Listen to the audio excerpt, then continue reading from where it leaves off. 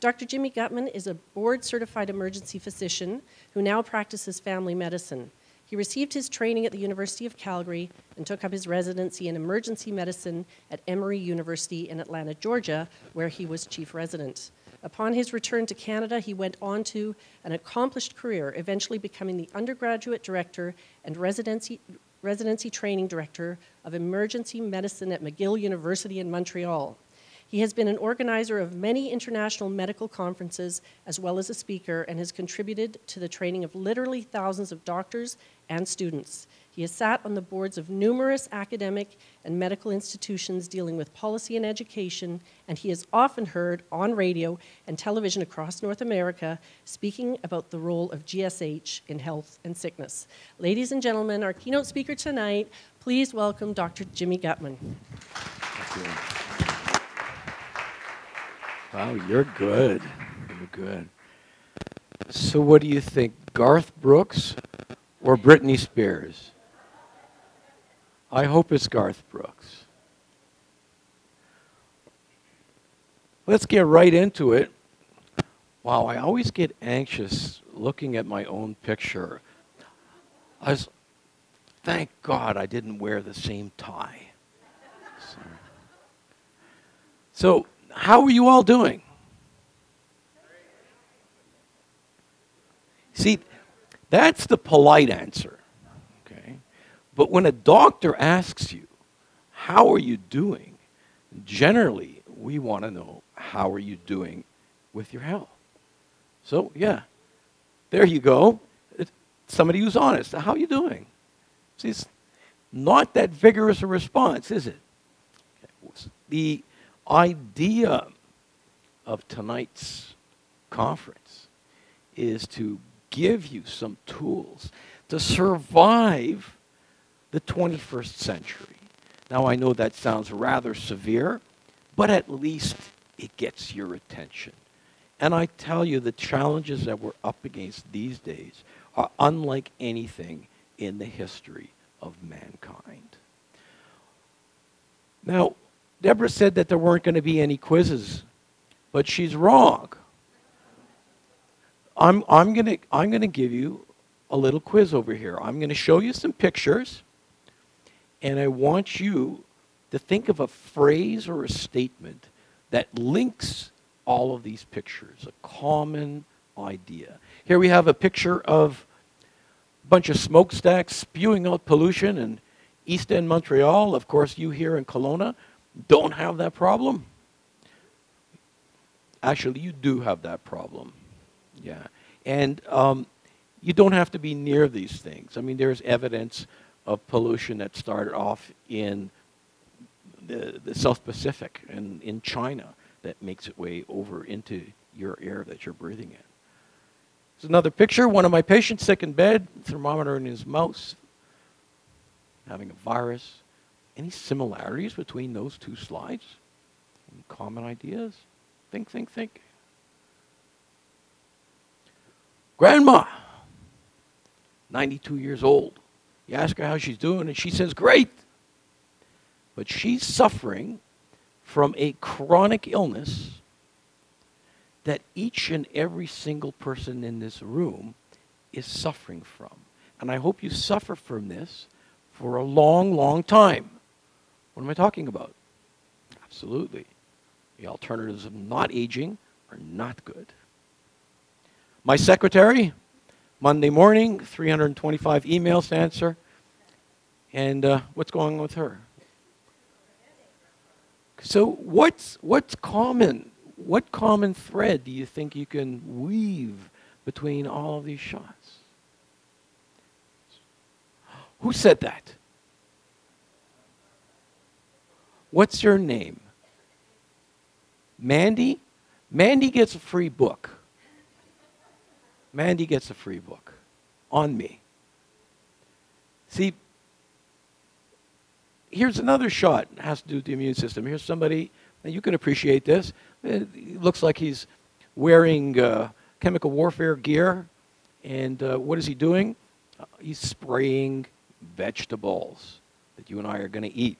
And this kind of nonsense goes on and on and on. So really, it's all about the immune system. And there are many definitions of the immune system, but really the one that's most practical is your body's defense. Your immune system is your defense against all of these nasty things.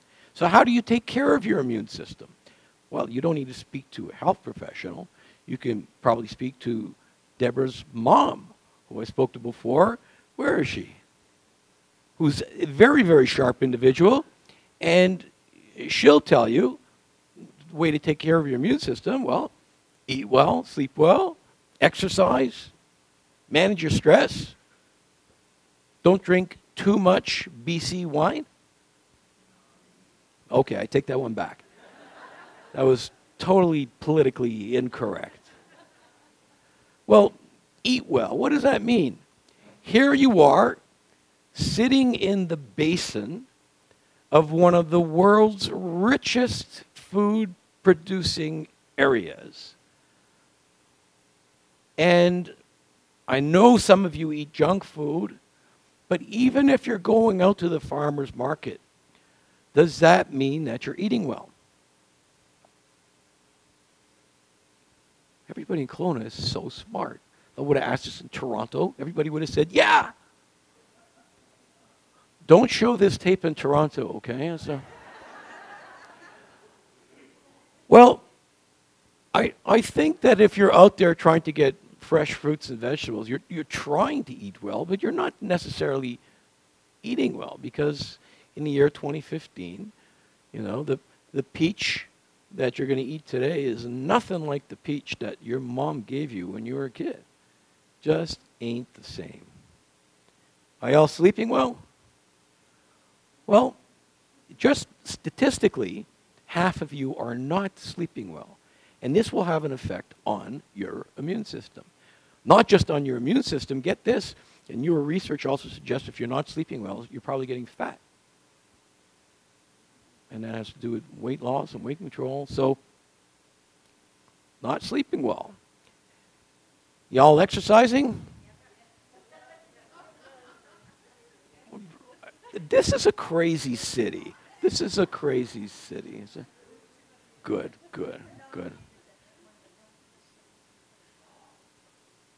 One of the healthiest cities in Canada. I believe it. I believe it. And having spoken to the health professionals last night, which included doctors, naturopaths, pharmacists, I absolutely believe it, because they are right on top of their game. They knew all about this stuff. So although you have a shortage of GPs here, the ones that you have and the other ancillary healthcare professionals are great, beyond great. Good for you. Stress management, again, okay, doesn't work. No one in Kelowna has stress. Lifestyle, well, these are bottles of beer, but it should have been bottles of BC wine. Okay, but that, you know, those are things that any intelligent person who's been around any amount of time could tell you. It doesn't have to be a health professional. But there's going to be something else added to this list in the next few years. It's certainly on my list, and that's raise your glutathione levels. Glutathione. And that might be a bit of a mouthful, but it's something that you already have in your body. Every cell of your body manufactures glutathione. And if that's for me, tell them I'm busy. Glutathione has been called a lot of things, but it really is one of the most important things to protect you from getting sick. Now, who's not heard of this word before? Okay. Generally, most people have not heard of glutathione before, but I guarantee you that in the next 2 or 3 years, everybody will be using the word glutathione as commonly as we use words like antioxidant, because there's been well over 100,000 medical articles written on this topic. And this is an avalanche of information that is going to come crashing onto your websites and health magazines and newspapers. This is I like to say cutting edge, but really it's been around in the medical community for a while. It just hasn't raised its head and raised the level of awareness. And we managed to fix that, some of that a little bit last night. So glutathione, what does glutathione do? When I speak to a medical audience, I can talk about 40 or 50 things that glutathione does in your cell. But for y'all, since I don't want to put you to sleep before 9 o'clock, we can talk about 3. And the way to remember those 3 is to remember the word AID. What does it stand for? A stands for antioxidant, I stands for the immune system, and D stands for detoxification. Let's look at these in turn. Now, I hope I'm not patronizing anybody here, because I didn't know who's going to show up and what your backgrounds are. So I'm just going to review a few things. Antioxidants. If you want to know what an antioxidant is, you need to know what an oxidant is. You need to know what oxidation is. And here's some common examples. Some nails, I left in the backyard for a couple of weeks. What happened? They rusted. This is oxidation. Same day, I left a tub of butter out in the sun. What happened? My wife turned rancid, and so did the butter. This is oxidation. And what happens when you cut an apple in half and leave it on your counter for 20, 30 minutes? It turns brown. This is oxidation. So am I suggesting that the people in this room are becoming rancid and turning brown? Yeah. Yeah, I am.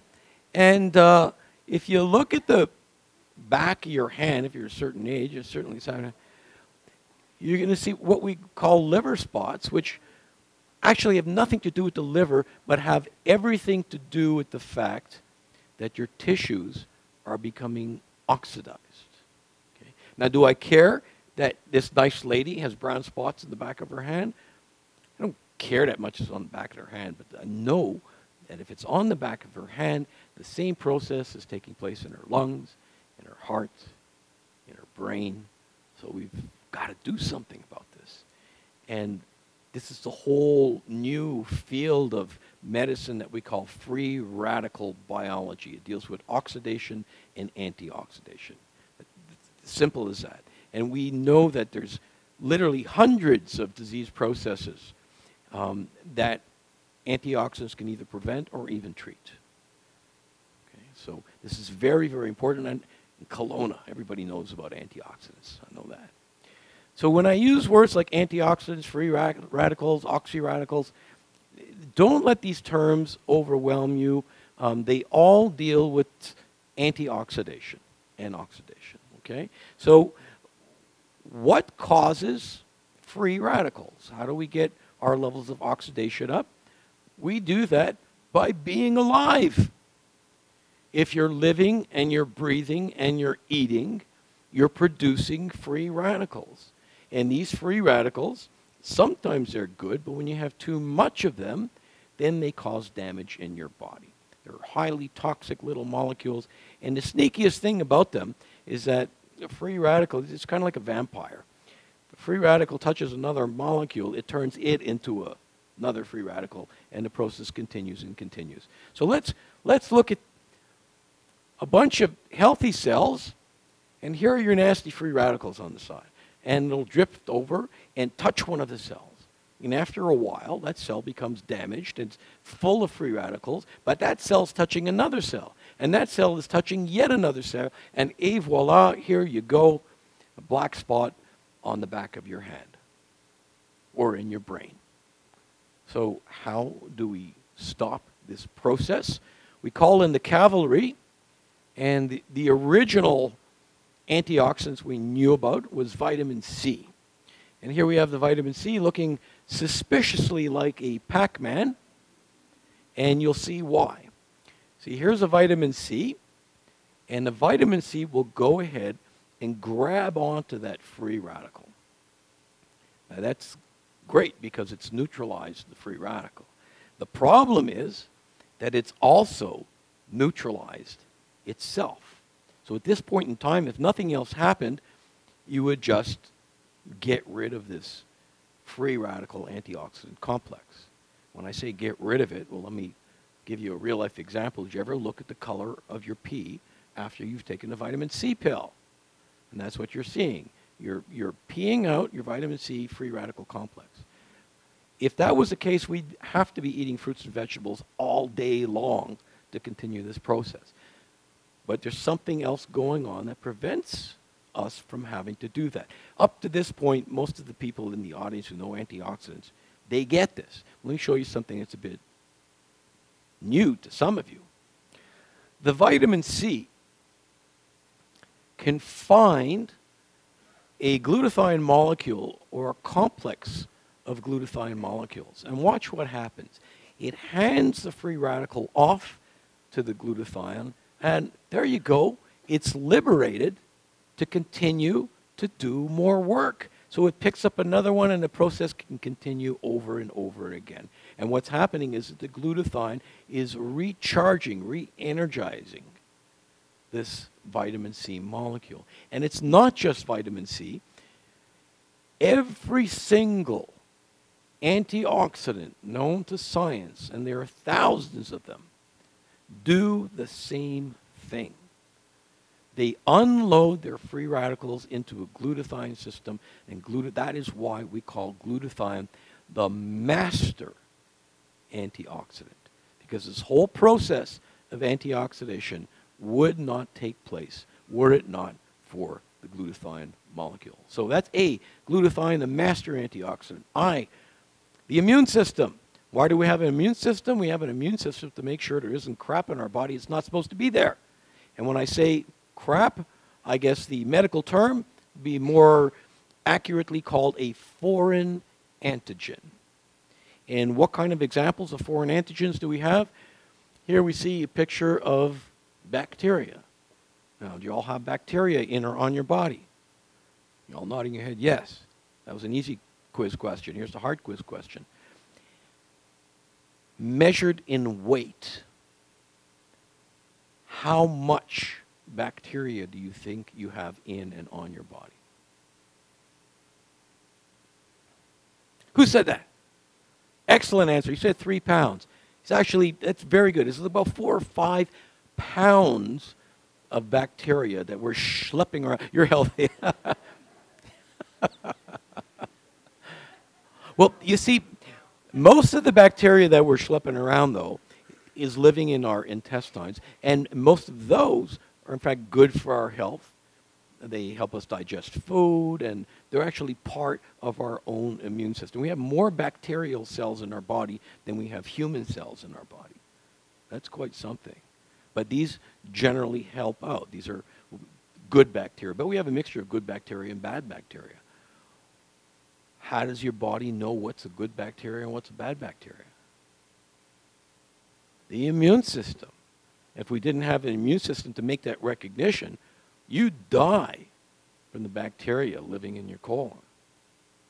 Here's another one. Here's a fungus growing in a plate.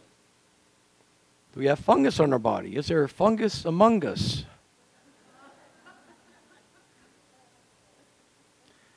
Yeah. You know, when summertime comes around, you go to the pool, or in Kelowna, you can actually go into a real lake. And you see these people walking around with these ratty-looking toenails, a little yellow and bent, and yeah, that's actually a fungus that grows underneath your toenail. Not that it's a major problem, unless you have a weak immune system. That same funny-looking toenail, if somebody with a weak immune system, like an AIDS patient, has that, that will kill an AIDS patient. And many AIDS patients die of overwhelming fungal sepsis. Viruses. How many new viruses have you read about in the last 5 years? You know, the hot one now is Ebola, but there's always something else. I'm going to talk about viruses. Parasites. Do we live with parasites? And I'm not talking about your brother-in-law. When you go home tonight and you put your head on your pillow and lie down on your Sealy Posturepedic, you're crushing thousands of these. Yeah. Why is it that you're not all you're probably scratching now, but why is it that we're not, covered in these? Why? Our immune system. And, I worked in emergency medicine for many, many years. People with weak immune systems, a chronic alcoholic comes in and they're festering with this stuff. Okay, so it's all about the immune system. And any of these, the next killer plague, man, oh man, it's less than a day away. Less than a day away. From Vancouver, anyways. Got to take another flight to Kelowna. So how does the immune system work to defend you from these critters? Okay. So I'm going to give you Immunology 101 in 90 seconds. So for the doctors who are in the room, please forgive me. We're going to oversimplify things. Okay, so our case subject today, y'all know him. How do people in Kelowna vote anyways? Conservative or liberal? Conservative. Okay, so I'm in trouble. This slide works really well in Quebec. And so here's the Prime Minister. He's probably out there now and working the crowd and kissing babies and shaking people's hands. And one of the hands that he's going to shake, somebody's going to have a cold. And they're going to have this nice glob of viral secretions on their finger. And pass it on to Mr. Harper, who then is going to be asked a tough question, and he's going to rub his eye or rub his nose, and giving that viral particle a chance to get into his body. And here we see very quickly, this little green guy here, there's a virus, surrounded by our frontline soldiers of the immune system are white blood cells. These white blood cells, these soldiers of the immune system, are always on alert to find something that's not supposed to be in your body, foreign antigen. So, foreign antigen, are we talking about one viral particle? In 20 or 30 minutes, Mr. Harper will have hundreds of thousands, if not millions, of viral particles in his body. But he's only got a fixed amount of white blood cells. There's only a set number of these soldiers. So what does he do? The white blood cells themselves will start to divide. They'll clone themselves. And they can divide upwards of 500 times in a healthy individual with good levels of glutathione. That's not 500 white blood cells, it's 500 divisions. So if you get a calculator, or I guess your iPhone, you don't have enough room on the screen to see all those numbers. And here's the key. Without glutathione, that whole process grinds down to a halt. And people that don't have glutathione levels, by definition, are going to get sick from infectious disease. The classic case we have, of course, is HIV and AIDS. These patients are, by definition, glutathione deficient. They have immunodeficiency, but the same thing applies to hepatitis, to common cold, and on and on and on. So think of glutathione literally as food or fuel for your immune system. The higher your glutathione levels are, the more responsive your immune system is going to be. D, detoxification. Spoke a little bit about this last night. In emergency medicine, who's worked in an emergency room before? Okay, who's been in an emergency room before? Here we go. Tends to be more common. One of the nastier things we need to deal with are people who are coming in with an intentional overdose. They don't want to be there. It's always a sad scene and usually a very messy scene, and you'll see why. What do you think the most common drug is to overdose on? It's actually alcohol. 50% of the cases of an overdose will have alcohol on board. But the next most common drug is acetaminophen. Y'all know what acetaminophen is? Tylenol, Adderall. It's a very, very ugly way to die. that if any of you took a big old bottle of extra strength Tylenol, it would probably kill you. But you didn't know that. Why do you think they make children's Tylenols in these little bottles? So when the little bugger opens it up and downs them all, he doesn't kill himself. And I say he because statistically it's usually a little boy that will do that. It's not an innocuous medication.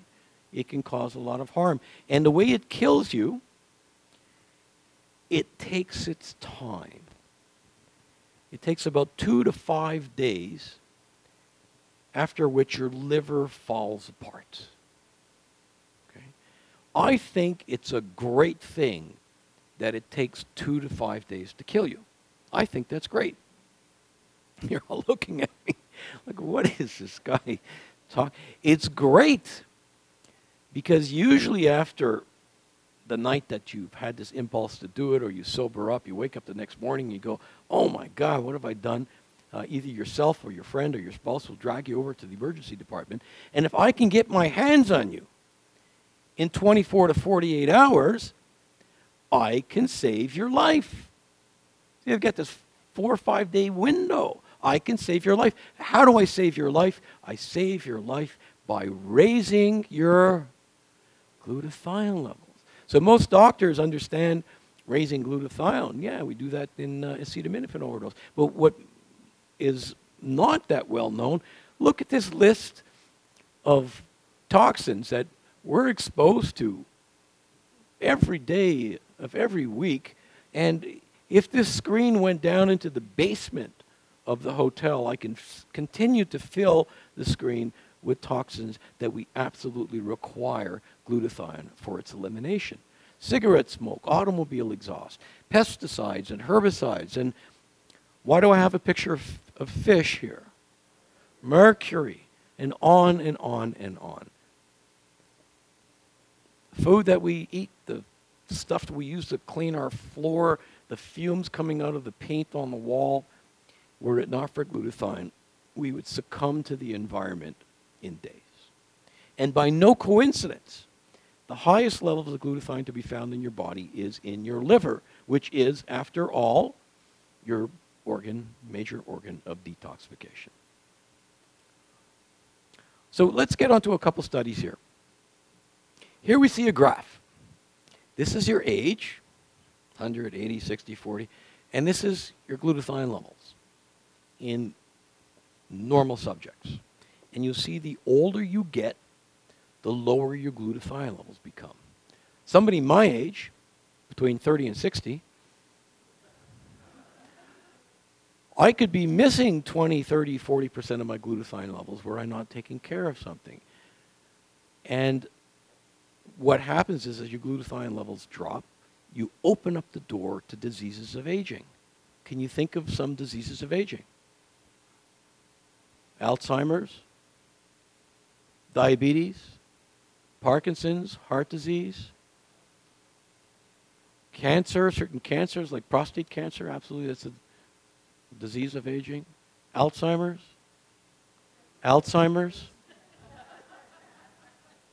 The list is long. So we see that the levels are dropping and dropping and dropping. But what's weird about this graph? Yeah.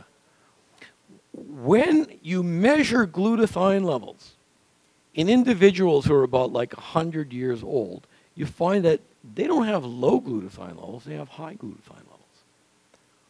Why? Who said that? The same person that won the book. That's why they're 100. Because they had the genetic inherent ability to maintain high glutathione levels so that their friends and their enemies were selected out of the population. So that's a very interesting and curious finding in glutathione in the aging process. That's glutathione in aging. Let's look at glutathione and general health. Here's a study, I think this was, this was a study done in Florida. I guess Florida and Kelowna is a good place to do studies on older people. And what they did is they measured glutathione levels in different subjects.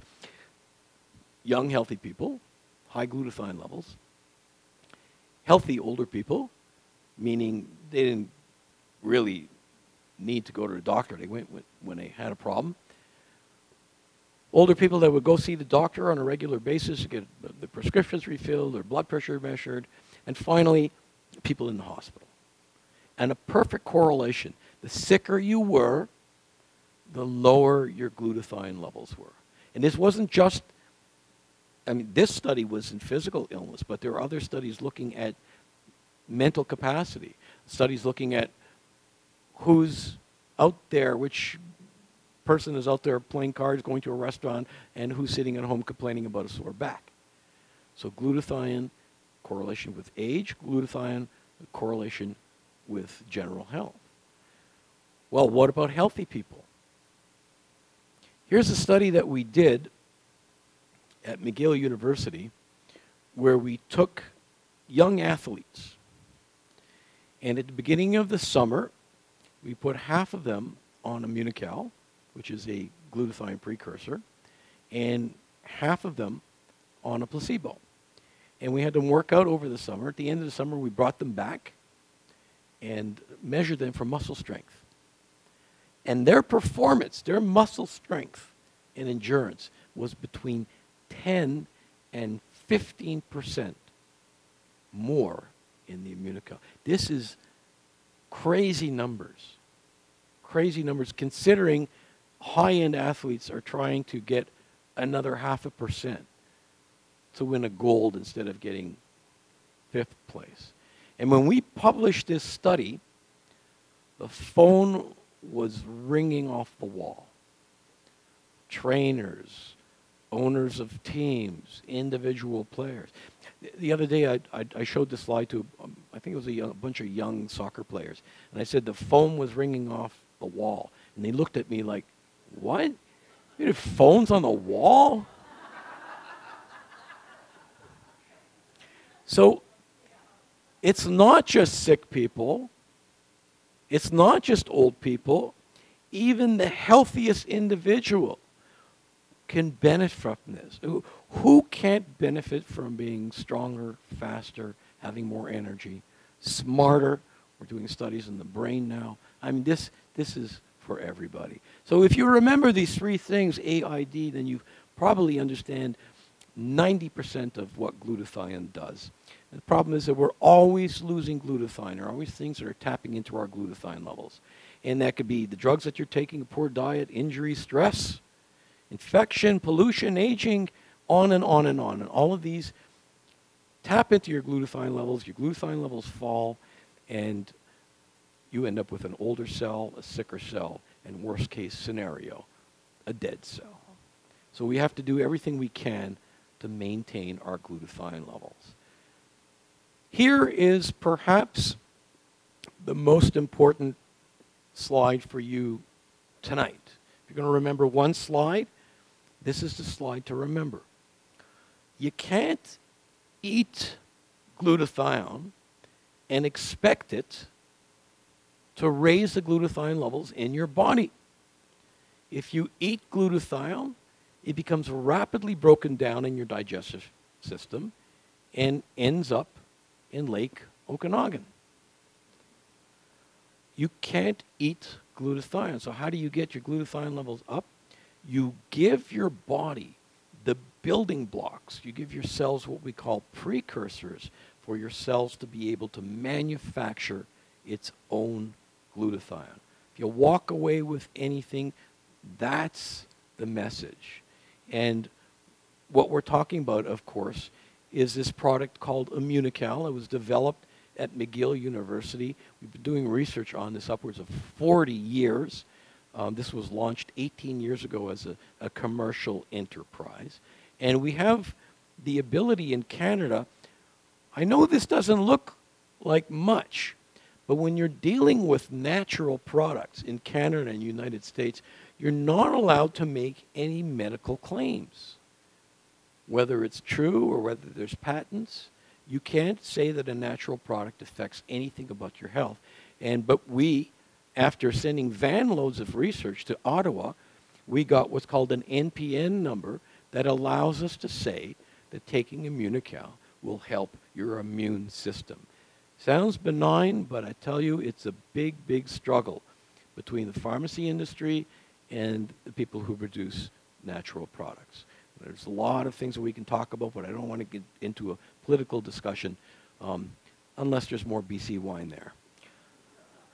So how does Immunocal work? Simply, it gives your body the building blocks so your cells can make its own glutathione. And we have many, many patents, what we call method of use patents. This is not a manufacturing patent. This is not a description of a molecule. This is a patent that's kind of unique to the pharmacy industry, saying that if you take this, then that happens to you. Okay? It's a very, very difficult patent to get because you have to back it up with a ton of research. And we're quite unique in this area. The credibility for me and for the health professionals that I spoke to last night, it's all about research. You know, you can say what you want theoretically, or you should do this, or the Yanomamo Indians have been taking it for 10,000 years. And no, for a conservative scientist, for a researcher, for a doctor, the three most important things are research, and, okay. And so not just research. You know, research is like food. There's good stuff and there's bad stuff. We're talking not about research done in the test tube. We're not talking about research that's done in a rat. You want to know that there were double-blind clinical trials, statistically relevant, done in human beings.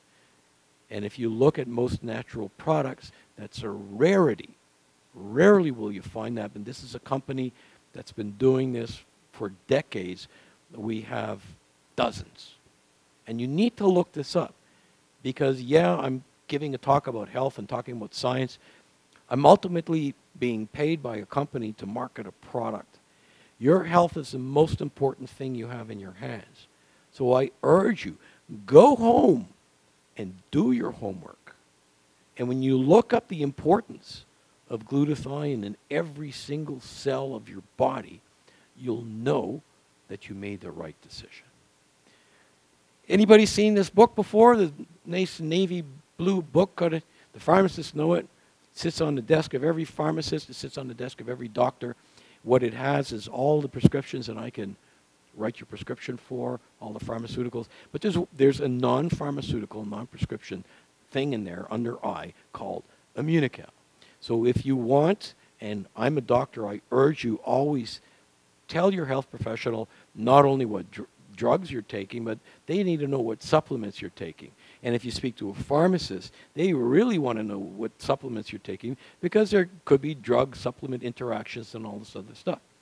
So we're in there. And if you want to take it, have your doctor look at it, flip open to the eye, indications, contraindications, clinical pharmacology, and all the rest of that dry stuff that doctors love to look at.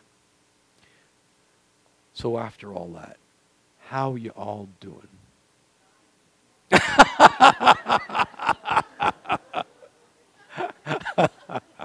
Well, maybe the next time I come back to Kelowna and I ask you, how are you all doing? And you say, fine. And I ask you, how do you know? You'll tell me, you're taking Immunocal and raising your glutathione levels. Thank you very much.